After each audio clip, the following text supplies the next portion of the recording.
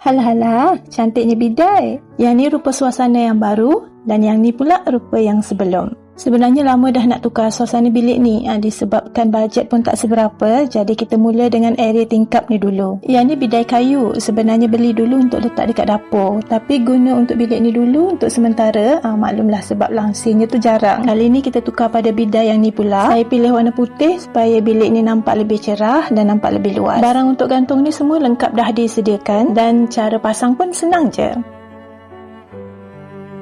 Okey, dah siap pasang bidai. Kita gantung langsir pula.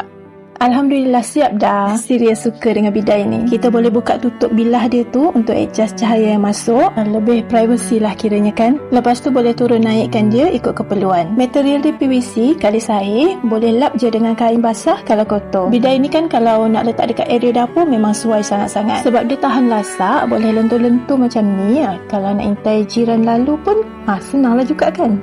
Area tingkap dah selesai. Lepas ni bolehlah fikir yang lain pula. Biasa dah dengar orang kata bab nak hias rumah ni, kalau ada duit boleh lah kan. Sebenarnya tak perlu pun tunggu duit kita sekepuk baru dapat nak hias apa yang kita nak. Biar makan masa, tak apa, ansurkan sikit-sikit, insyaAllah lama-lama selesai. Pelan-pelan asalkan kita mula berjalan. Sebab kalau kita tak pernah mula, lama-lama nanti kita sendiri pun jadi muak sebab asyik duduk setempat je tak ke mana-mana.